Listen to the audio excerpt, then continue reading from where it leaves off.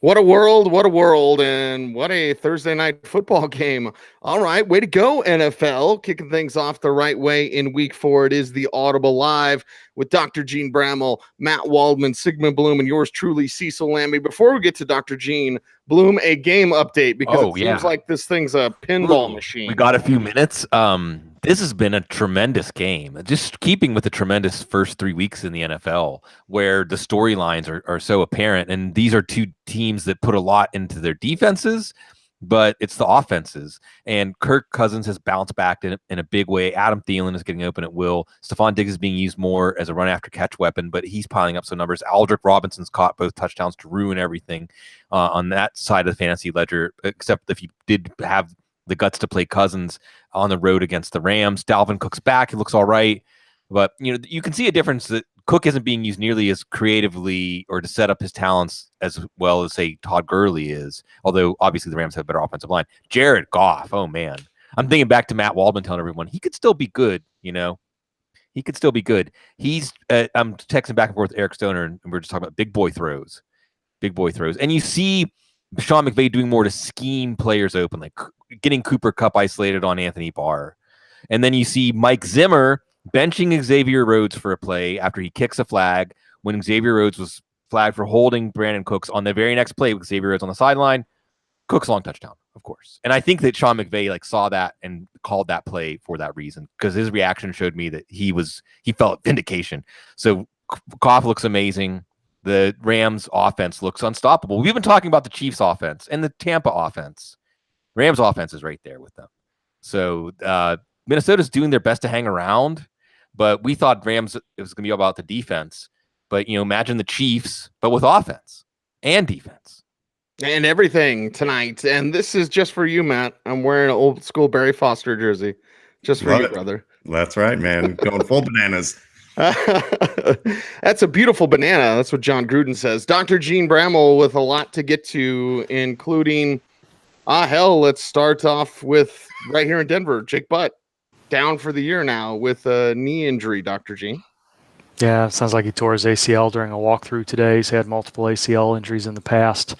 Shouldn't necessarily be a career-threatening injury, but on a player like this who hadn't been able to stay on the field, even though he had an opportunity in Denver this year, it's going to be an uphill climb for him to get back. Gene, since we're on that topic, I'll use one of my questions not to ask about this upcoming week, but just to ask you your thoughts on this idea that players that tear, because this is his third surgery. Third, yeah. That the numbers show that when a player tears an ACL, he's more likely to have another ACL tear than somebody else's to have their first, right? I'm not inventing this. Nope, that's correct. So what do you think is the causation here, though? Do you think it's physiological? Do you think it's something that changes after you tear the first ACL about your gait or the way you move? Or I'm going to say that word wrong, perception, or why do you think these numbers show this clear trend? Yeah, I think it has to do with all of those things. So the graft is not the native ACL, but it's actually the opposite ACL that has the higher risk of being torn, and that may be something physiologic about the structure of the ligament itself. Also, there's been studies, I don't know if it's been done in NFL players necessarily, but across many different types of athletes, that the way you jump, the way you land, the way your foot is in position, the strength of your stabilizing muscles can put you at risk of having an ACL injury. And that can be quantified based on, they'll have studies have been done with high school players in particular where girls and boys where they kind of jump off in the position of their foot and the position of their knees when they land can put them at risk. So that stands to reason that a player that's had one ACL, if it's due to those factors, can have another. So lots of different things involved in there, and I think you hit on a lot of them. Tell us about A.J. Green's groin. Yeah. So he called it a bone bruise around his pelvis today, and he said kind of things got banged together during the game and it kind of stiffened up and he had some pain, wasn't able to come back in last week, but back to a full practice on Thursday. Marvin Lewis was as forthcoming as he'll get today, and including yesterday after practice, and kind of saying that he was expected to play, and barring something unusual that happens through the evening tonight and he shows up in pain tomorrow or has a setback on Friday, all of which are very unlikely, it looks like he's going to play and be ready for his usual workload and snap count this week. Andrew Luck is saying that he can make all the throws, but they took him out on a Hail Mary that was 50 yards. Is Andrew Luck lying? I think so. No, I don't think he's lying. He can make all the throws. Can he make them to his own specifications and what he did before the injury? It doesn't look like that's the case. He can get the ball down the field, but I think you saw on a couple of the throws, the longer throws he tried to make last week, that he just didn't necessarily have the arm strength there to do it. A couple of throws he threw across his body were a little bit wobbly and a little bit lollipop-ish. Doesn't look like he's the same player he was before. That doesn't mean that as he continues to play that he doesn't build up some more arm strength over time. But we may see a little bit Andrew Luck through the end of his career, what we saw from Peyton Manning at the end of his when he struggled through those nerve issues and muscle strength situations. But he may just not be the same player, and you have to wait and see if he's going to be strong enough and savvy enough to overcome those issues. And it certainly would be nice if the Colts were able to put an offensive line in front of them that was healthy. And some of the issues that they've had are injury related, but right now they're on their third and fourth string offensive tackles. Anthony Costanzo was able to come back and practice a little bit today, but he's not going to play this week. And Joe Haig is out as well. So they're looking at LaRaven Clark and Denzel Good, and that's not good for anyone. I almost want to say on a scale of 1 to 10, but I know that we can't quantify this because we're missing our Friday data point. So you can always tell us, Doc, based on the Friday data point, limited. If it's limited, I go this way. If it's full, I might go this way. We got 2 wide receivers who could return this week: Alshon Jeffrey and Doug Baldwin. Totally different situations. But where's our confidence level if they're active at plugging them right in? I think the confidence level with Alshon Jeffrey is relatively high. It seems like today's mispractice was due to illness rather than any other concerns. He was cleared for contact, seemed to look very good out on the practice field on Wednesday. And assuming there's not something weird with this illness going on, you'd think you'd see him back at a full practice on Friday. And the Eagles are likely to list him as questionable. They do that with a lot of the players. But if he's back to any kind of practice tomorrow, you'd think that you'd see him. And you would also think, given the issues that they've had with their skill position players, that he's going to see a lot of time. So relatively high content, high confidence there. Conditioning is not an issue with him. It's just a matter of where he's going to be in the game plan, whether or not Carson Wentz is looking for him. Gene? Who was the other one? Baldwin. Doug Baldwin. I think Doug Baldwin said something today that generally makes me nervous, and that is, I want to play, but it's not up to me. I have to try to stay healthy for the rest of the year. And that leads me to believe that unless something goes very well for him tomorrow, that the plan was we get you back to practice, we start reconditioning you this week, we make sure there's nothing going on with the joint, and then we play in week 5. I think that's likely what we'll see, but we could hear him term the game time decision and then see him a limited role this week. But I think I'd prepare for him to be back the week following. So I don't have a very high confidence level, even if he plays, that he's going to get anything close to what he would have gotten if he was healthy. Gene, Joe Mixon, or Not Giovanni this week. Bernard? Yeah, not this week. Giovanni Bernard is dealing with a little bit of a quad thing as well, but he's going to play. But I think they've told Mixon that they're not going to clear him this week. The Bengals don't play players who don't practice earlier in the week, so it's going to be inactive. But I haven't seen anything to suggest that they're not planning on getting him back the week after. What about Devontae Freeman, who it seems like, wait a second, could he actually go this week? Thing. Yeah, same thing. I think they're getting him back into condition a little bit. He did more today than they expected him to do. I think they planned to hold him out and let him continue to do some rehab things, and they were pleasantly surprised when he wanted to do more. And they didn't put him in a contact jersey. There wasn't anything like that going on, so very unlikely he's going to be ready for this week. There's an outside chance that he gets a questionable or a doubtful listing just in case something weird happens with one of their other players. But I think, again, next week is the target date for him. How much should you be worried or looking at your backup plan if you have Keenan Allen? Yeah, I don't know. I don't think there's been anything reported. I haven't seen anything in all the searching I've done over the last couple of days. His snap count was a little bit lower last week than it's been in the past. I didn't notice anything obvious during the game, but I didn't watch all that closely to see if there was maybe something subtle to pick up. The Chargers in the past have had players not practice until Friday, just get a lot of veteran rest, and then come back and be able to go on the weekend. And because there's been no news, national or local, you hope that that's what we find out on we find out on Friday, and then there's not much to be worried about. But if we get a DNP tomorrow and he's still not talking to the media, I would expect to hear something from the coaching staff, or otherwise they'll try to pin Anthony Lynn down and get a sense of what's going on. So you need to at least be starting to think about having a backup plan in place. But because there's not been any news, I'm hopeful that this is just rest and not much more than that. Makes me kind of sick to my stomach to ask this question, but C.J. Mosley against the Steelers. I'm kind of having to root for C.J. Mosley here on this particular situation. Yeah. So how's he doing? Full practice today. He wants to play. They considered a game time decision last week. I don't really think he had too much chance of playing, but he seems to be recovering pretty quickly. The full practice in the middle of the week after a limited practice tells you that Wednesday went well, Thursday went even better. And again, barring something totally unexpected, he looks like he's going to play. Will he be able to play the whole game? Feel a lot better about saying that if he was listed as full tomorrow. Again, the Ravens are another one of those teams where they'll mark just about everybody questionable. So I don't think the game status report is going to be all that helpful. I think the bigger concern for the Ravens defense, honestly, is probably going to be Terrell Suggs, who sounds like he's really gimping around in the locker room, hasn't practiced at all yet. And, Suggs plays through a lot, definitely is not going to want to miss a Steelers game, but it seems like we might ought to start to get a little bit more concerned about him going rather than Mosley. It is the Audible Live Thursday nights here on youtube.com/footballguys, DOTCOM. And Dr. Gene, what is it being framed out with Jai? The back, what do they call it? Like a back fracture or broken bone somewhere in his back? It's going to be similar to who can play with this?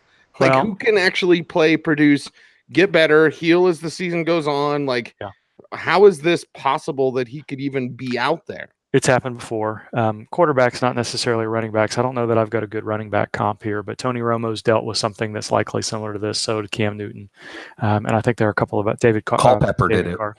And Derek Carr last year as well. So a lot of times it becomes a pain tolerance issue. And the problem is that the muscles that run up and down your spine are hanging off the spinal bones. And it's not something where, it's not the ring where the spinal cord is contained. So it's not it's not a life-threatening situation to do this. We're not at any risk of, look at Johnny Hecker throwing the ball here.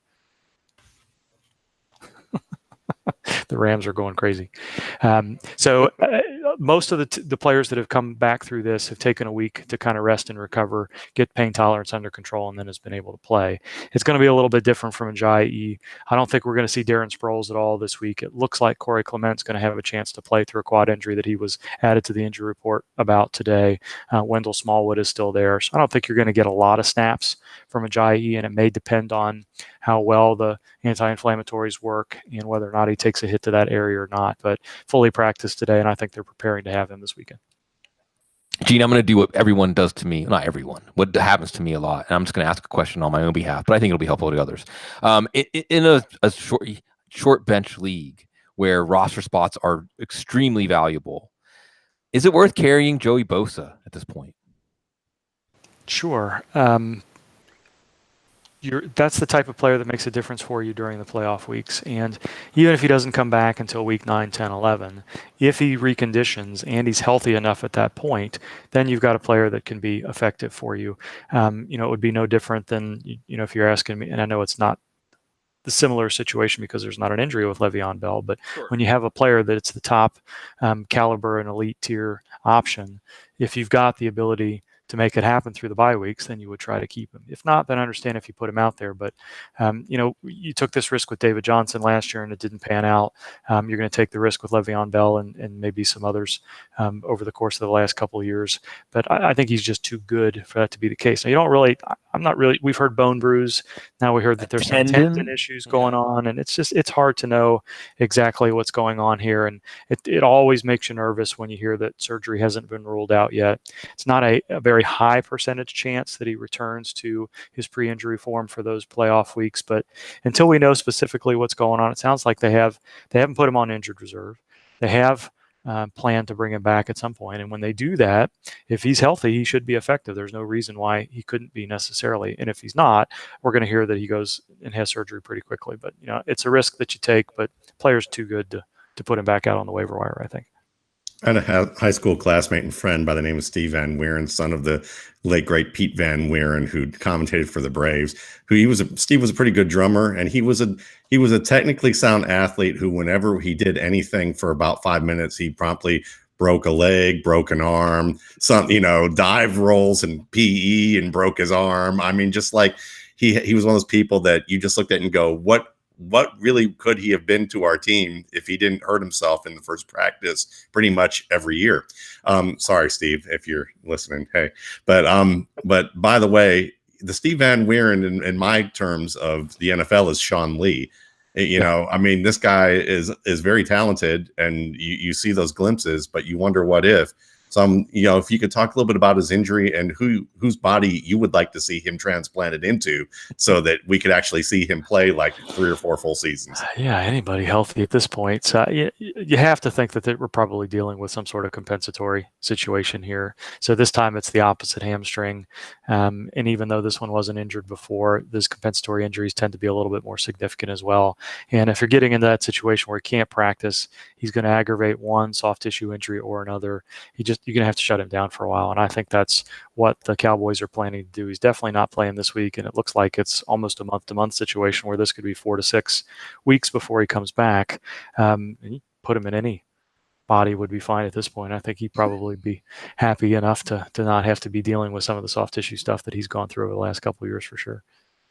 Is Leonard Fournette 100%er? Meaning, does he have to be like at completely full strength to produce at his best? Or is he one of those guys that when he's a little bit nicked up, he's a lot nicked up? So those are different questions. I think he could probably be productive at less than 100%, but the Jaguars have never allowed him to play in that scenario yet. And the fact that we're still just limited practices Wednesday and Thursday raises concern that, is it a low-grade injury that just really isn't getting better, or was it more of a mid-grade strain all along, and we were always looking at 3 to 4 weeks? I don't think that's the case because of the way the Jaguars talked about things, and Doug Marrone talked about things as he's been practicing and rehabbing over the last couple of weeks. But as we said, I don't see any difference this week versus last. We're not hearing anything differently. So he needs to be doing something tomorrow, and they need to have him off the game status report. And somebody needs to say on Friday, he's good to go. We were just exhibiting some caution this week to feel comfortable about him. But, until we see the Jaguars allow him to go through a week of limited practice and say they're not sure about him and then play him, I think you have to work under the assumption that he's still pretty questionable to go this week until we get some kind of data that suggests otherwise. Jordan Reed and Tyler Eifert, and I guess the way I might frame this question is because it's been 3 weeks and it's been quiet. I mean, also kind of quiet for fantasy football too, but quiet in a good way. So is this one of those situations where in a dynasty league or even in a redraft league, the stink of being injury prone is still around these players enough, even though we were watching them and they're the guys that made us care about them in the first place, that it's a good time to acquire them? Or do you think that the reason we still remember that is because even though they've had an uneventful first 3 weeks, it's still part of their profile? Should we be fading the injury prone labels for these guys or still remembering them? I think there's enough going on at the tight end position that if you can get those guys at something less than what their current value may be, that it's worth trying to acquire them. Now, it's both of them have situations, Eifert certainly more than Reed, where there may be some things that they have to work through a little bit. I don't have too much concerns with Reed at this point. I think Eifert, I didn't look at his snap count last week. I think he did a little bit more, especially after A.J. Green was out, but he's not a big part of the offense at this point. He's not getting a lot of targets. And, those red zone guys, that's what Eifert was before, and he was getting a ton of touchdowns. But that's a very volatile situation to be in. It's high leverage, it's high upside, but if those situations aren't converted on for whatever reason, and you better believe opposing defenses know that when Eifert's in there inside the 10, that's a big part of what their offense is, then you have these up and down weeks a little bit. What you hope is that he shows he's comfortable enough and healthy enough that maybe they involve him a little bit more in the offense over time and let him run some of those routes between the 20s that he can be successful on as well. But he's back on the injury report this week, fully practicing with a back injury, but still enough where they're doing some treatment, and every player in the league is getting some sort of treatment or another, but there's something else going on with him to where they at least have to get him on the injury report. So keep an eye on things. You know what your tiers look like better than most, and I feel like there's not a lot at the top of the the tight end and in the middle rank. So you're looking at matchups, and if you can get a guy like that relatively cheaply, then I think it's worth it. Gene, if you listen really closely, you probably hear this electric hum, and it may either be your air conditioner, it could be your ice maker, it could be your dishwasher, or depending where you are, it might be Marcus Mariota's ulnar nerve. So I was wondering, I was wondering if you could tell us how long that thing's going to be humming, Flight of the Bumblebee. A while. I don't think he's fully recovered yet. And the question is, has he recovered enough grip strength to throw the ball better than he did last week? And yes, the Titans came back and won, but I don't think Mariota's arm strength and downfield passing ability had a ton to do with it. Blaine Gabbert's not going to play this week with a concussion. They really don't have a viable backup. So Mariota, because he came through last week's game unscathed, was going to play. But just because he's fully practicing and has been named the starter doesn't mean that he's recovered enough to be any more effective than he was last week. I think we continue to hear good things about him, but I think we're still kind of week to week on his recovery rather than day to day. And if he's not fully recovered yet, and he has another, gets a hit on the inside of the elbow or something else happens, could get a little bit of a setback where there's some recurrent symptoms similar to what we see with stinger type injuries, because this is kind of in the same category and family there. So, we hope that he gets through this week without any trouble, continues to gain some strength back and does fine. It is the Audible Live here, footballguys.com podcast, and one more lap around for Dr. Jene Bramel. We certainly appreciate your time as always, brother. I want to know, Mike Pritchard and I noticed that Case Keenum was wearing a knee brace for the first time against Baltimore. Now, he had the slide thing against the Raiders, had a little knee soreness is what they called it last week, missed Wednesday, practiced Thursday and Friday, played against the Ravens and looked different in terms of setting his feet, in terms of getting quickly to his drop back. And he was playing with a brace that, they covered up, and, you had to look close, but yeah, there was one there. Saw Case Keenum at practice today, looked close, was wearing a sleeve over it, but there's a knee brace, and he would kind of adjust it in practice. He was moving well. I reported that on Twitter. He's on the injury report. He's practicing full, though. But in talking to Pritch, who had his own knee injuries over a 10-year NFL career and was bone on bone, I said, if it's just soreness, do you need a brace? Is that just precautionary? I talked to Vance Joseph about it. Case is fine. He's fine. Knee's fine. Talked to Case Keenum today. I'm fine. Knee's fine. Okay, you're wearing a brace, though, and it's just supposed to be sore. Why are they doing that? Yeah, it may be a comfort thing, although if he's reaching down frequently and adjusting it, he may not be fully comfortable with it yet. There's lots of quarterbacks that wear braces on the front knee, either because of past injuries or, again, just kind of a comfort thing. There's not a lot of them that do it, but it's out there a little bit. And, it's hard to know what the soreness is. Did he take a little bit of a bump to the knee and have some swelling in there, and they just want to do a little bit of support with the knee? Does he have a little bit of a ligament sprain that they're trying to support backwards against the Raiders? So that's probably what it is, right? It kind of landed awkward. Yeah, you wouldn't generally wear a brace if there's just some, but sometimes that's just kind of support for a sleeve. But the more likely thing is that he's got a little bit of a ligament sprain there that they're trying to provide some support for. And without knowing the specific type of brace and exactly which way they've got it situated, it's hard to know which ligament, and it probably doesn't matter. But it takes time for quarterbacks to get comfortable with those things there. It just feels a little bit different than what they're used to. It's like wearing a different shoe or something else. So it's probably not likely to limit him. He wasn't particular. I mean, he's not. I wouldn't put him at the bottom of the list as far as quarterbacks that aren't mobile. He definitely does get out of the pocket and move a little bit, but it's not something that's likely to affect him all that much. And if he played with it a little bit last week, I know there was a little bit of a struggle there, but hopefully he looks a little bit better. And if he's not comfortable with it, it's something he's able to shed pretty quickly. It's like playing with a new cod piece, Bloom. Am I right, fellas? Yeah, like Alex. So, Gene, I could have framed this as a team defense question, but I know your feelings about team defense, so I'll just frame it as a good old football question because you love defensive football. And we're watching two quarterbacks go up and down the field on defenses that were supposed to be really good defenses. The best offense versus defense matchup, I think, for the rest of the week is Tampa Bay and Chicago. Fitzmagic and Khalil Mack and Vic Fangio and company. Quien es más macho on Sunday? Mac. I don't care what kind of get up Fitzpatrick comes out of the locker room with, it's always going to be Mac.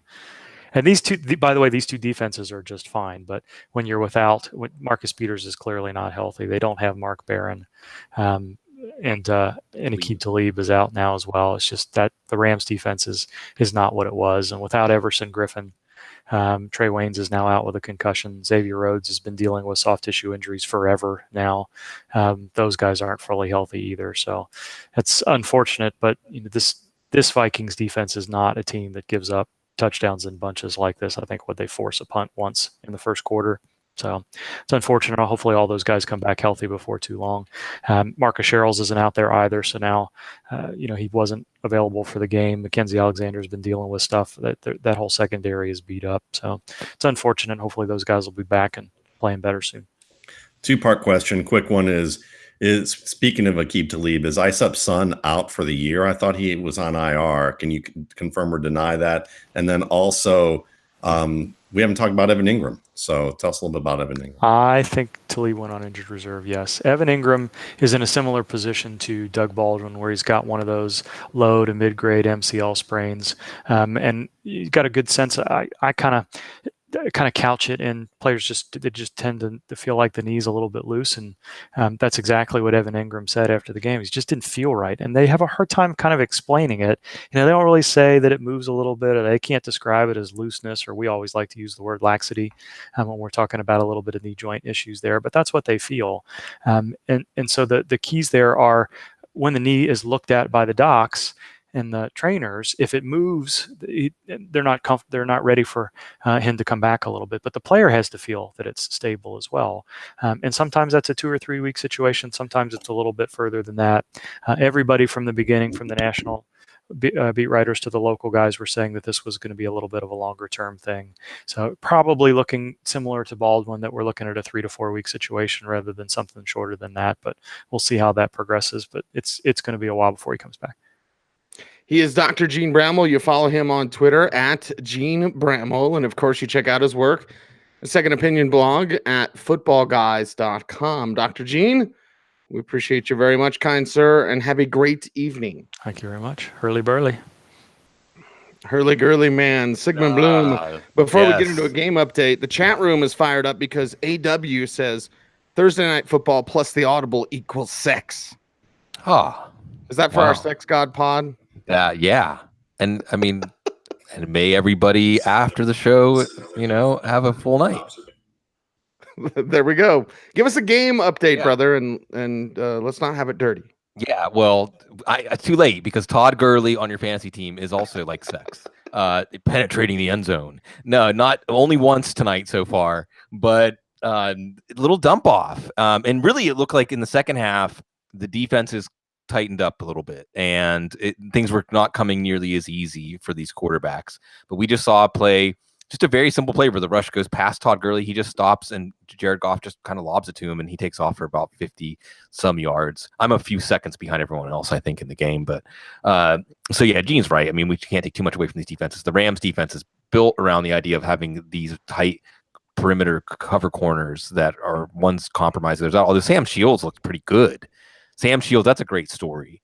That he had concussions where basically he was out of football, and I think the Rams took a chance on him. And wow, has that really worked out for them when they needed him the most? But the game has settled down a little bit. There's still a lot of football left, and this has just been a good one. I suppose this one matches that. Really, if there's one overarching theme for the first 3 weeks, I'll again go back to Chase Stewart and how he posted, I think after week 1 or week 2, that the average, I think it was week 2, that the average quarterback rating in week 2 was the same or greater than Aaron Rodgers' career quarterback rating. And whether you want to talk about defensive rules like roughing the passer, you want to talk about schemes, you want to talk about quarterback play, wide receivers, something's changing, and it matters for fantasy football. And I think this game has shown us the strength of the personnel plus quarterback plus play callers when they're put together. It's a thing of beauty. And this is why you got to watch us on YouTube and, of course, listen to us on the Audible. But, Matt, what video were you doing? What are you doing? What are you looking at? What are you thinking? What's going on in Matt Waldman's brain? I just was posting something about Todd Gurley. And because over the past summer, I've been talking about how what's really cool about certain types of running back play, and you can see it as far back as a guy like Arian Foster, is the ability to kind of hop on one foot to set up a cutback where instead of striding left, right, left, you may hop on a foot a couple of times to set up that cutback so that you create that press, but then you're able to actually still generate a rhythm and power and acceleration, where if you try to just alternate your stride as you were normally running, you'd get crossed up and wouldn't be able to accomplish that cutback. So I was just kind of pointing that out. I thought it was an instructive example that they showed just before he broke off that long pass. You think Walter Payton used to do that too? Yeah, I mean, I think he did as well. I think there are a number of guys. I'm sure Gale Sayers we could go that far back, and he was probably doing that. Barry Foster didn't. Barry Foster did not. Back over. That's all he did. Neither did Bam Morris. We'll leave that. Oh, Bam Morris. There you go. Yeah, we'll leave that one alone for now. Matt, I'm going to ask you this question. I'm going to enjoy your answer. And then full disclosure, brother, I'm going to steal it and use it tomorrow morning on the air here in Denver. Sweet. How do you stop Pat Mahomes? I think probably the best way that you can stop him is probably mug him in the tunnel before practice starts. I think that's probably the best. Hypnotize him and tell I hypnotize him into thinking that he's a chicken. Right. That might be too. But I think that, I mean, the real answer would be that you need to be able to get tight coverage on those receivers and get to them in the pocket. That ain't gonna happen. And yeah, exactly. So if that's not going to happen, then you're just going to hope that you can fool him with scheme and maybe be able to do some things where you get pressure and force him into some quick decisions where he thought he read the coverage correctly, and it turns out that it wasn't the case. But I don't think the Broncos have a chance, to be honest, this week, and unless the basically they get behind early, the Chiefs get behind early, and that the defense can dictate terms, or that the offensive line in Kansas City gets really banged up and Mahomes doesn't have time to execute even, some of the simple assignments. He's one of the least blitzed quarterbacks in the league. And Bloom, this used to be an easy equation, and it's not easy anymore. And it's the quarterback rules that they may be changing or maybe not changing or whatever. But let's say when the Broncos would face Tom Brady in the AFC Championship, it was like, okay, just hit him as much as you can, and hit him after the play, get a flag if you have to, but get after Tom Brady. And it worked. Does that work anymore? Can it work anymore? I think that we can look at the Monday night game, and for a half, it worked for the Steelers. We can look back to the 2 times Tom Brady lost in the Super Bowl, and I don't think that the Giants were able to slow him down in those Super Bowls just by hitting him. It's about the pressure. It's disruption is production, right, Josh Norris? And that's what it's working against Dak Prescott. Oh, geez. At the very other end of the spectrum of quarterback play. The whole Dallas Cowboys offense is a really interesting study in how it's kind of like, I mean, it isn't this drastic with the Rams, but when you have a blueprint for a unit and some key piece of that blueprint cracks, then a whole bunch of things that we're planning on all those pieces fitting together no longer works. So I think because it isn't like Des Bryant and Jason Witten were that amazing. It wasn't really losing Des Bryant and Jason Witten. I think it's just that you don't have anybody who can win one-on-one.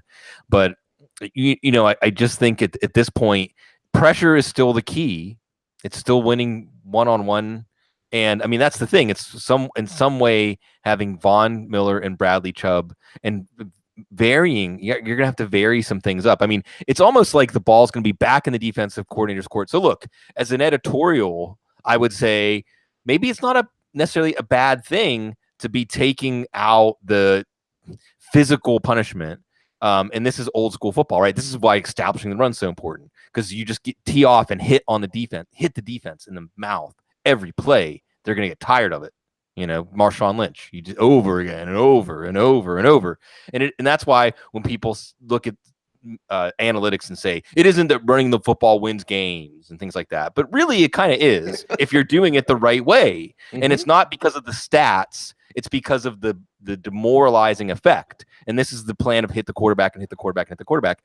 But if we take that out of the game, then defensive coordinators have to become creative like offensive coordinators, like Dick LeBeau, like come up with things that will confuse a quarterback, that will fool a quarterback into thinking they're seeing one thing when it's really about to be something else, and put the onus back on defensive coordinators to really stop them from doing what they're doing with the 11 players you have within the rules of the game. I don't think that's a bad thing if the defensive coordinators can counterpoint. If not, then it's going to be fantasy football is going to be about getting like the team players from the 5 or 6 offenses that have alignment of quarterback, personnel, and play caller, and just stock up on those offenses. Can I just add a quick thing that I think is a little perverse, but I think that we'll all enjoy this? Here we go again. Okay. I think the thing is that while we all care about the game and the health and safety of the players, I think all of us grew up on AFC Central football. And I have to say, I felt a very perverse amount of pride on Monday night when I watched the Steelers just say, I don't give a flip about this roughing the passer penalty. We're just going to keep hitting you. And we'll just take the penalty. Okay. And I just thought, there you go. That's some good old fashioned AFC Central football. And I felt proud to like grow up watching football in that division and seeing the Steelers represent like that. So that, that's probably not the best thing to say, but that's something nice about the Steelers. We're not going to say anything. Yeah, that's good. That's a good thing. And I've always said it. They'll never legislate the violence out of this game. Now maybe they're trying. And the uncomfortable thing, and I really believe this, is we crave that violence. We crave it as humanity. We crave that. Now, not everybody. It's not a blanket statement, but that's something that makes some people uncomfortable. But yeah, the big hits, the toughness that it takes. Football is not for the well-adjusted. Yeah, and I think it's changing, Matt. It definitely is. Yeah, and I think there's some things that are notable that you just got to think about the nature of tackling in general. I mean, I had Andy Ryland on my show, who's a former Penn State linebacker and a tackling expert at USA Football, the governing body for American football. And he talked about, just the different points of tackling. And when you think about it from a technique standpoint, and even what the NFL can often do wrong in their practices when it comes to that technique, the best tackling oftentimes is that you want to get close to that person as possible so that when you wrap them and you clamp down, that you're still on your feet and able to drive them. So, but we're in this world where for pass rushers, you have to be kind of desperate at certain moments to just get to the quarterback or your job's on the line. So you're going to see them leave their feet oftentimes. But there's this kind of level where when you can wrap someone and can control them and you keep driving your feet, with bodies around, you can trip over somebody or trip over the legs of the quarterback and fall over. So there's this kind of weird thing that's like, how do you really get them to, slow down at the last moment so that they're not accelerating through the target? Because part of good tackling is literally called reshaping the body of the target that you hit. And you need acceleration to do that. So it's going to be really interesting to see how they kind of adjust this rule, because it's not quite working here. And they are trying to, you can tell defenders are trying to be more cautious with it, but there's a level that's kind of beyond ridiculous. Well, safeties can't play safety anymore. And, that's growing pains. That's why we're seeing the flags. That's why we're seeing Clay Matthews lose his mind. Matt, where's Rashard Matthews going to go? Because Mario in the chat room says Dallas needs to get Rashard Matthews. That could be a really nice look for them because, I mean, obviously they could use another player who can stretch the field and play a little bit inside and outside. But I think their biggest issue really is somebody who can play outside full time and be a threat there beyond Tavon Austin, who's looking better as a route runner. I just think that the problem with Dallas is that no one wants to hear this, but they're in rebuild mode. And you have to kind of, because of the fact that their offensive line has too many injuries and that can't support these young wide receivers who are still learning and need another year, maybe two, to really develop. And they don't have any veteran on there other than the off-injured Allen Hurns, who's kind of a youngster himself still in a certain respect.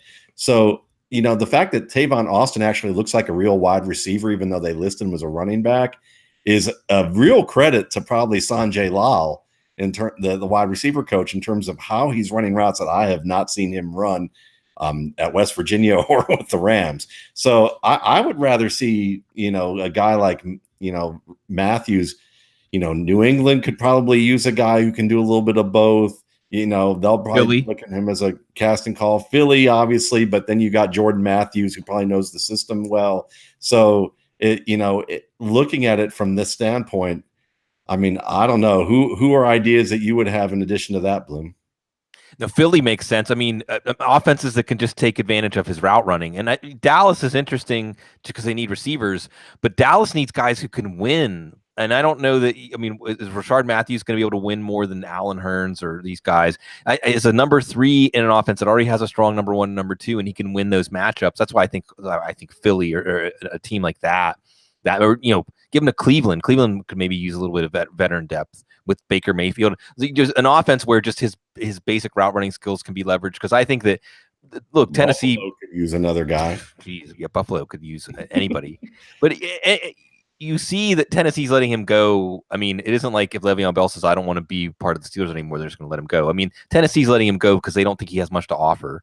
And I know Tennessee doesn't have much of a passing game for anyone to offer anything to at this point anyway. But I just think that that's where Matthews is in the arc of his career, or at least for this year with that meniscus issue. It is the Audible Live here Thursday nights on youtube.com/footballguys, DOTCOM. You also listen on iTunes, Stitcher Radio, etc. We appreciate everyone out there in the chat room. React to me. Bloom, it seems like we need a game update. Yeah, Adam Thielen. And I mean, if you just took a very simple going into this game on the forecasting side, you had Kirk Cousins did not play well, and the offensive line played worse last week against Buffalo. And the Rams, while they don't have much in the way of edge rushers, do have 3 pretty amazing players up front that can work in concert with each other, and Wade Phillips.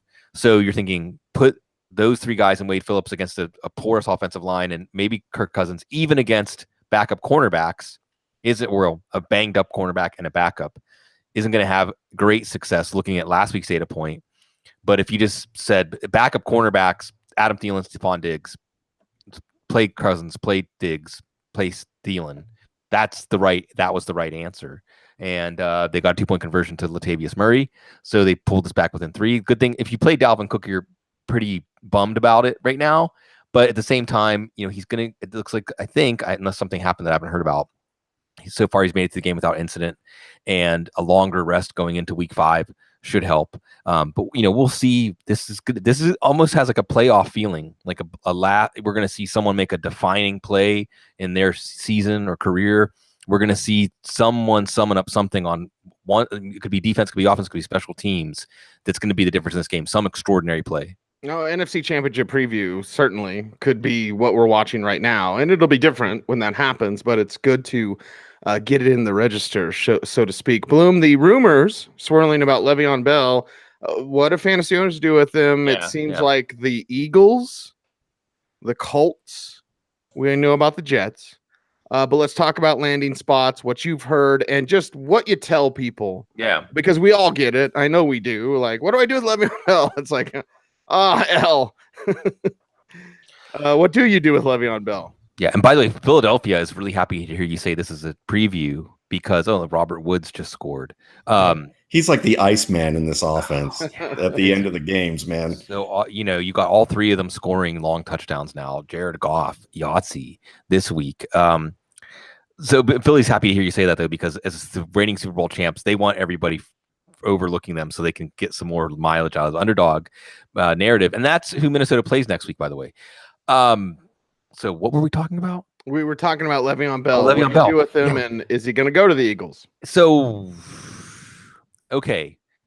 See, this is our team, right? The Steelers. Don't you get the feeling that if there is some way for Le'Veon Bell to just not play this year, and the Steelers, maybe a gentleman's agreement, so to speak, that they're not going to tag him next year, that the Steelers will be fine with that? Like, do you think the Steelers even want him back now? It's an uncle situation. It's just like, be done with it. And the James Harrison, like, show up and fake an injury. I can totally see that happening. Yeah. So, which, by the way, and tossing it around to guys I know that played, they're like, oh, hell, that happens all the time. All the time. Exactly. And so, what are you seeing? Like pictures of him out on the boat or living? I mean, good for him, loving life and living life. On stage in South Beach. I mean, he certainly does not seem like a guy who's wrestling with, should I $855,000? Said no. So what's he going to be worth this year? I don't know. It's very questionable. I certainly would be needing to give up only a player that feels inconsequential for my team at this point. Quincy Enunwa or something. Sure. I mean, if there's a player who I don't think is going to change the destiny of my team, then I'll give them up. Or we were talking about like a Tyler Eifert, or you know what I mean? Like if I could give up something like that to get Le'Veon Bell, sure, why not? But I'm not counting on anything from him. And I think on the flip side of that, I wouldn't be trading away James Conner thinking, oh, the bottom's going to drop out in week 10 or 8 or 12 or whatever.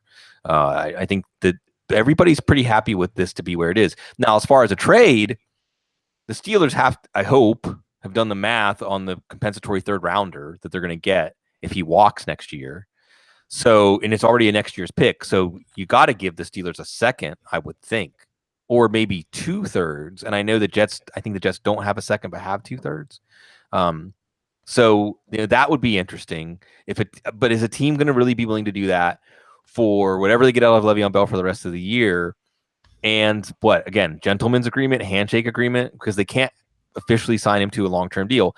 And I guess this is another one of those things where you could ask around the league seats and they say, well, that happens too. That a team says handshake agreement that we're going to sign you to a 4-year, $70 million deal next year with 40 guaranteed or whatever he wants. So you would think that between the two teams, Bell and his agents should sit at the table. I don't know. But then again, the Steelers might just say, well, we're trading you and you figure that out. And then we might have this whole thing happen all over again. So I think the one thing we're sure of is that Bell is doing everything he can to preserve his value. And at this point, playing as little as possible, even after he comes back because he has to get the year of service, is within the realm of possibilities. Well, and I'll tell you what happens most often. Teams screw players out of money. If you ever wondered, like, why is this player not playing? Or what happened? This guy was starting and now he's not starting. What's going on? It's probably some sort of playing time incentive. And it may be, as little, I'm using air quotes, as little as, $100,000 or whatever. But teams are cheap. Matt, you know what $100,000 could do for me? I mean, yeah, I think we would all take that. That's for damn sure. Matt, I want to talk about Saints and the Giants because Bloom and I talked about this in the morning and the part 2 of the week 4 preview of the Audible. And Bloom was on fire, man. He loved this matchup. Breeze on the road, he's on fire. How do you feel about both sides of this? And is there more value there for Eli? Is there more value there for Sterling Shepard? As people are looking to perhaps get some stacks going for DFS or what have you. How do you feel this Giants-Saints game is going to go?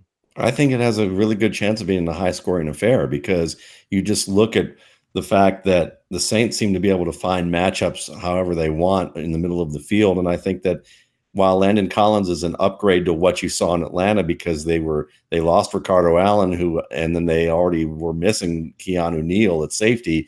So, and they didn't have Deion Jones in the middle of the field. The linebacker play isn't especially strong for the Giants. So as a result of that, you're going to see a lot of the open middle, which goes to guys like, Michael Thomas and Ben Watson. And then they just had a little bit of a cameo look from Cameron Meredith. And I know that everyone's talking about how Sean Payton wanted to get Traquan Smith into the lineup. Use him more. We saw what we saw in practice, and we need to get him more on the field. But the thing that hasn't been added that was in that report too was the player he put and after Smith, and that was Cam Meredith. And Cam Meredith, I think the only reason he didn't look good this past offseason was that he was still recovering from that injury and not quite there and learning the offense. But I think that him coming in and scoring that touchdown on that one play in Atlanta, I think you're going to see more of him into that mix as well. And that's going to be dangerous because Drew Brees loves throwing in the middle of the field and being able to put, I call them double jeopardy throws, where he reads the leverage of a defender who's got his back to the quarterback and he's like, I've got super accuracy, so I'm throwing that all day because either the receiver's going to come down with it or the defender's going to get called for an interference penalty, and we're going to get a 25, 30, 35 yard penalty out of it and be in the red zone, and then it's Michael Thomas, Ben Watson time if it's not Alvin Kamara time. And we just mentioned all these weapons. I don't think the New York Giants have the weaponry to counter what's going on there. And then likewise, Saints are over aggressive at certain times in their secondary. We already know that they're weak in those areas, and there's enough strength in this offense that I think, if anything, you just look at it and say, okay, Beckham's going to get his. It may, his floor may be 50 yards and a touchdown, but it's still good. And I think Shepard is someone you certainly want to look at there, lined up against a secondary guy, especially with Evan Ingram out. And then, of course, there's Saquon Barkley, who I think is in line is good for 8 to 12 receptions in any given game. And the Saints are, a little bit stronger against the run, I think, in certain respects. But, Saquon Barkley is the type of guy that can pretty much make you look like a fool on any given play and break off a long run. So I think this is a game that you can certainly see, guys that I would start for New York, certainly Beckham, certainly Barkley, I would put them into the game, and Shepard, if the price is right, is certainly someone that you want to consider there, and you'd feel pretty good about all that. Bloom, how do you feel about PJ Williams versus Sterling Shepard? Yeah, or whoever is in the slot. Sterling Shepard is in a lot of. I think when you're putting together a DFS lineup this week, you start out with Sterling Shepard. You're going to slot him in there because of the potential here. And yeah, the New Orleans pass defense is in big trouble right now. Marcus Davenport's a little banged up. He was starting to make a little bit of a contribution. The Giants don't have much of an edge rush to speak of. Both of these sides have necessary weapons, and we could see something somewhat similar to what we're seeing tonight, but not necessarily because the offenses or the wide receivers are so magnificent. It's also because the defenses are going to be pretty generous. By the way, speaking of DFS lineups, we just have to take a moment and congratulate Steve Buzzard. Yeah, that's awesome. I mean, dude, and here's the thing, like, we got some really good football guys on staff. We got some, maybe not, but I want to emphasize the positive. And it's like, we have some really, really good people, not just fantasy minds and not just fantasy players, but just good guys, right? I immediately think of Daniel, you know what I mean? When I think of good football guys, Daniel Simpkins, good football guy. And Steve, congratulations, Steve Buzzard, for winning the FanDuel Sunday Million last week, Bloom. It was fantastic to see that, come across the news feed. Yeah, and I get my little piece of glory because he said my tweet inspired him. When they asked us back in the Ask Football Guys, who is going to win the Sunday Million, who's going to be the first football guy to win the Sunday Million, and I said one of John Lee, who's also a great football guy. Yes. David Dodds, who's a true bona fide genius. A genius. And Steve Buzzard. But then I said, and because this is just like a nod to our community, but I think a subscriber, like a member of our community, will do it first. It's amazing though, and the coolest part is that Steve wrote an article that broke down exactly how he picked the lineup and what he was thinking about. That's the kind of stuff you get at Football Guys, and I think just being on this staff has made me a lot better at DFS. And otherwise, just you talk about what we have going on in the fantasy football world. Football Guys is a microcosm of it, where everybody's learning from each other. Everybody's picking up for each other. To borrow from the jazz world that Matt and I love so much. It's we're listening to each other, but we're creating new things that other people are listening to, and it's really fun because I think we are getting to a new way of understanding how all of these things interplay. Like, how much were we talking about play callers and offensive coordinators, and how much wattage of football knowledge did we have collectively, say 15 years ago? It's been really fun to be part of this. And when something like Steve winning the million happens, it's a release. You feel it ripple through the whole community. It's fantastic. Yeah, and it's a surge. It's a surge of that passion for this great game that we have, Matt. And I know whenever people ask me, to just kind of comment on this, like, tell me about Football Guys. It's like, I wanted to be a football guy. I want to be a football guy, like, just to be part of this And when you and I did a video, Matt, I'll speak out of school a little bit, and I watched this video, and it had several people in it, and it was fantastic, right? Everybody's great, but I saw this Matt Waldman guy. Like, that guy's the guy that I want to talk to. That guy's the guy that I want to hang out with, and now we're gonna hang out every Thursday night. Yeah, it's fantastic, and it's funny because I think about the first time that I ever got to do this show with y'all.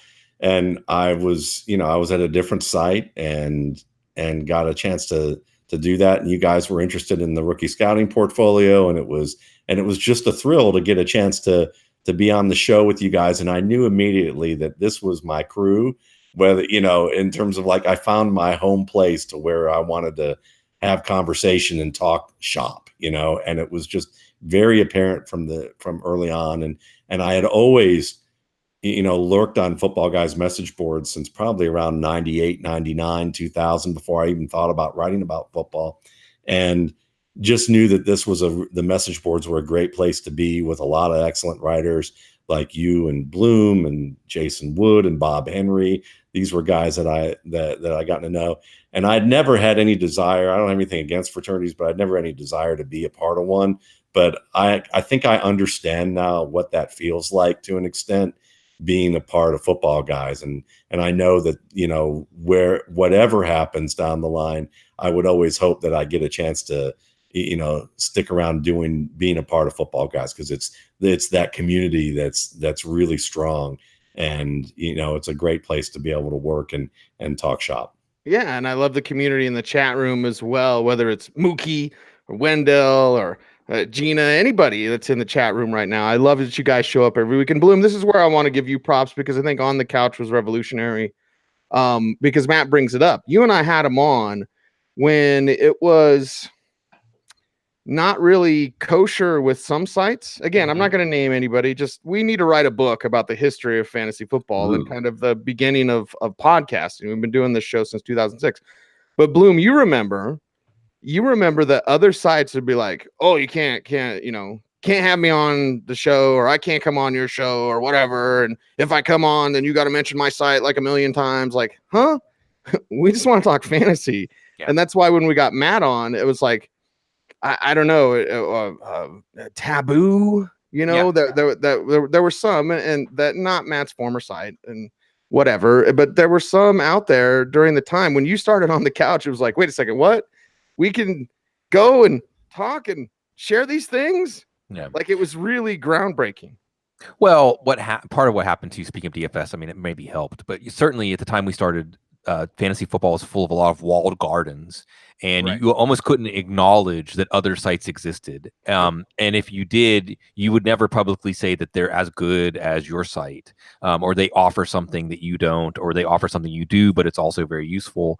You just didn't talk about it. You didn't acknowledge that. And maybe it was because there wasn't as many dollars to go around. It was a Wild West. Yeah. And it was just it was a little more cutthroat. I mean, there was the initial flood of advertising money in the first .com boom around 2000, and then that started to trickle down, and then the internet went from free with advertising paying the bills to subscription, and it was a little bit dicier. And then when the DFS money really flooded in, and we're going to see it again with the sports betting money too.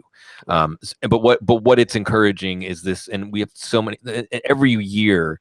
I don't have enough. I could do On the Couch every day and still not have everybody on that I want to have on as many times as I want to have them on, because there's so many great people out there doing great work. And Twitter and social media has greased the wheels a little bit of everybody promoting each other and pulling together.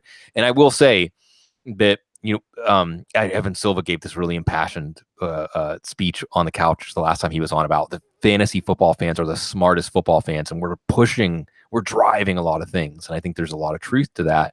And I also think the fantasy football community on Twitter and the internet, and so many times the internet, the ugliness of the internet, or should I say the internet exposes the ugliness of like our Matt's consciousness, things that are there, but it brings it out into view that's very uncomfortable. In the fantasy football community, at least the part of it that I see, the good things about human beings tend to come out more. And that's a testament to everybody that's part of this. Scott Fish, what are they up to? Like $50,000 they've raised for Toys for Tots now. So that just the things like that are happening. It's really a credit. You know, you talk about being part of a fraternity, or with Groucho Marx, like being part of, I wouldn't be part of a club that would have me as a member. So, you know, that's all I have to say about that. It's a good way to wrap up the show. We appreciate everyone out there for listening. Follow Matt Waldman on Twitter at Matt Waldman. Sigmund is at Sigmund Bloom. I am at Cecil Lammey, and the show is at the Audible. We keep it simple, and we thank you as always. So for the great Matt Waldman and the fantastic Sigmund Bloom, I'm Cecil Lammey saying thanks. Stay tuned and stay frosty.